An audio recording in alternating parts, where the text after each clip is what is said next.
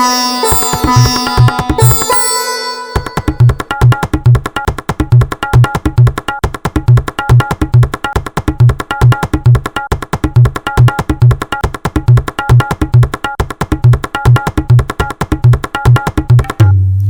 आदमी रोटी कटोरी में डुबा डुबा के खा रहा था।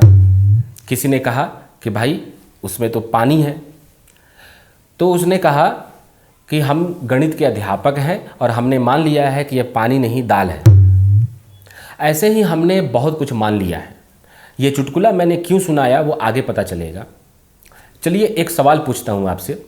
मान लीजिए आप अपने कमरे में बैठे हैं और आपको एक पेन और कॉपी दे करके कहा जाए कि पता कीजिए आपके घर के बाहर अभी कितने लोग हैं या बाहर कितनी गाड़ियां पार्क हैं।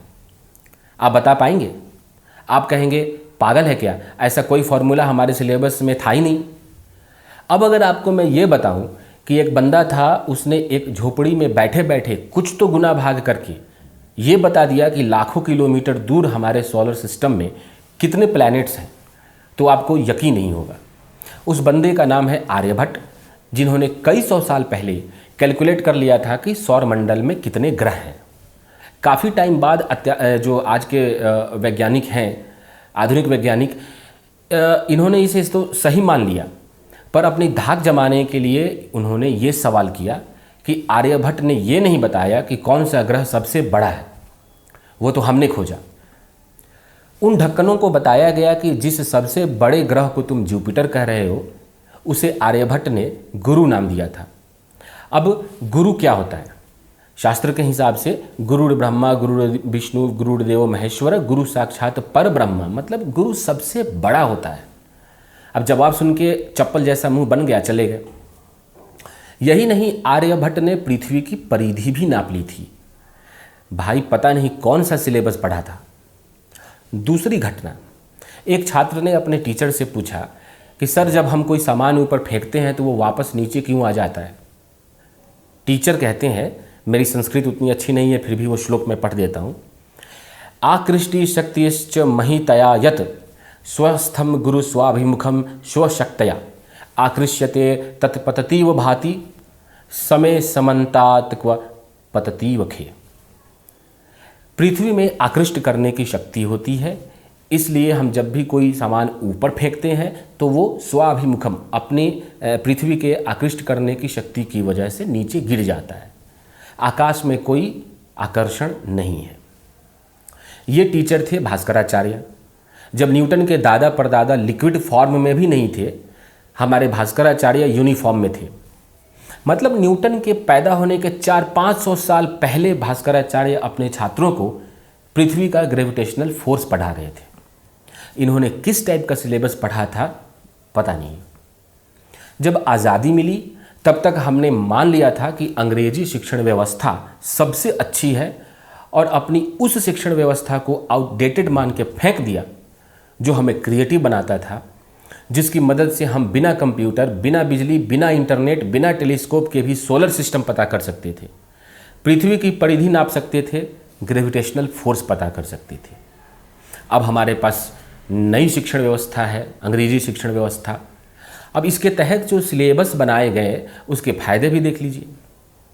मैं आज तक वेट कर रहा हूं कि मेरी लाइफ में कोई ऐसा प्रॉब्लम आए जिसे सॉल्व करने के लिए a+b का whole square equal to a² + b² + 2ab का इस्तेमाल करूं। फॉर्मूला अभी तक याद है। दो समानांतर रेखाओं को एक तिर्यक छेदी रेखा ने काट दिया, इसे सॉल्व करके मैंने क्या उखाड़ लिया मुझे आज तक मालूम नहीं है। मेरा एक दोस्त है, शेयर मार्केट में ब्रोकर है, उसको नहीं मालूम कि साइन थीटा कॉस थीटा का यूज करना कहाँ है। एक दोस्त तबला गुरु है, उसको नहीं मालूम कि उसने अमीबा और पैरामीशियम के बारे में क्यों पढ़ा। एक बंदा है कुर्सी टेबल का बिजनेस करता है, उसको नहीं मालूम कि उसने पीरियोडिक टेबल क्यों पढ़ा। एक और बंदा है वो इकोनॉमिक्स में ऑनर्स है, पर इनकम टैक्स रिटर्न भरने में फट के फ्लावर हो जाता है। इंग्लिश के प्रोफेसर हैं, उनको हाई कोर्ट के पेपर्स जो इंग्लिश में ही हैं पढ़ के कुछ समझ में ही नहीं आया। अब देखिए, छात्र अपना भविष्य बनाने के लिए टीचर का चक्कर लगाते हैं, और टीचर ड्राइविंग लाइसेंस बनवाने के लिए एक अनपढ़ दलाल का चक्कर लगाते हैं। एक एक फिजिक्स ग्रेजुएट है, उसे कहीं घूस देना पड़ गया क्योंकि उसे लाइट्स के बारे में सब कुछ मालूम है, अपने राइट्स के बारे में कुछ नहीं मालूम। मतलब गजब है। आपको रेलवे में टीटी की नौकरी करनी है तो आपको ये जानना बहुत ज़रूरी है कि बादशाह अकबर ने पहली बार समुंदर कहाँ देखा था, अक्षांश और देशांतर रेखाओं में क्या अंतर है। हंसी आती है जब कोई टीचर कहता है लोग बहुत करप्ट हो गए हैं। अरे वो सब एक दिन विद्यार्थी थे, क्या पढ़ाया तुमने उनको? स्कूल कॉलेज में जितना ज्ञान मिलता है उससे ज़्यादा सटीक ज्ञान यूट्यूब पे मिल जाता है, वो भी बिना 75% अटेंडेंस के। मेरा कहने का मतलब ये है कि हमारे सिलेबस का एक बड़ा हिस्सा प्रैक्टिकल नहीं है, जिसका आम जिंदगी से कोई लेना देना नहीं है। और जब हमें एहसास होता है कि हम बनना क्या चाहते हैं, तब तक हम डिग्री ले चुके होते हैं। जब चेतन भगत को लगा कि वो लेखक बनना चाहते हैं, तब तक वो IIM से मैनेजमेंट और IIT से इंजीनियरिंग दोनों कर चुके थे और 2 लोगों की सीट खा चुके थे। पर हम अपना सिस्टम सुधारेंगे नहीं। हमने मान लिया है कि यही सिस्टम सही है। हमने मान लिया है कि कटोरी में पानी नहीं दाल है और रोटी के साथ खाए जा रहे हैं। अब देखिए, इस व्यवस्था ने अजीब सी मानसिकता को जन्म दिया है। एक छोटा सा उद्योगपति जो 5 लाख रुपए कमा लेता है और 10 लोगों को रोज़गार देता है, उसे अकाउंटिंग से लेकर पब्लिक रिलेशन तक की नॉलेज है, प्रैक्टिकल नॉलेज। हम उसका सम्मान बहुत कम करते हैं, मतलब उतना ज़्यादा सम्मान हम उसका नहीं करते। लेकिन एक सरकारी अधिकारी जो लाख रुपए से कम कमाता होगा, किसी को रोज़गार नहीं दे सकता और उसके पास नॉलेज के नाम पर भी एक ही स्किल सेट है जो उसको ट्रेनिंग दी गई है, हम उसको ज़्यादा महत्व देते हैं। और इतना ही नहीं, डिग्री के बाद ऐसी नौकरी भी करना चाहते हैं। ये कैसी मानसिकता है? ये शैक्षिक व्यवस्था हमें लीडर नहीं नौकर बनने के लिए प्रेरित करती है। और शायद यही वजह है कि Bill Gates, Steve jobs, mark Zuckerberg, इनको लीडर बनना था, इन्होंने कॉलेज ही छोड़ दिया। इसलिए ईमानदारी से सोचिए, और अभी तो खाली वक्त भी होगा आपके पास। खुद से पूछिए कि आज आप जो कर रहे हैं, क्या आप वही करना चाहते थे? उसी के लिए पढ़ाई की थी? आज जो आप हैं, क्या आप वही बनना चाहते थे? हाँ या ना, दोनों ही सिचुएशंस में एजुकेशन सिस्टम का क्या रोल रहा? मैं ये नहीं कहता कि नौकरी करना बुरी बात है, पर ध्यान से अपने बच्चे को परखिए।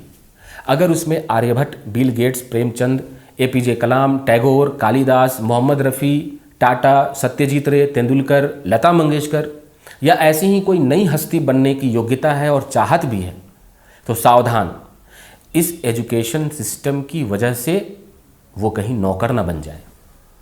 जिन्होंने हमें गुलाम बनाया था, ये सिस्टम उन्हीं का फैलाया हुआ रायता है। बाकी तो आप समझदार हैं ही मेरे हिसाब से। मिलते हैं अगले एपिसोड में। नमस्कार।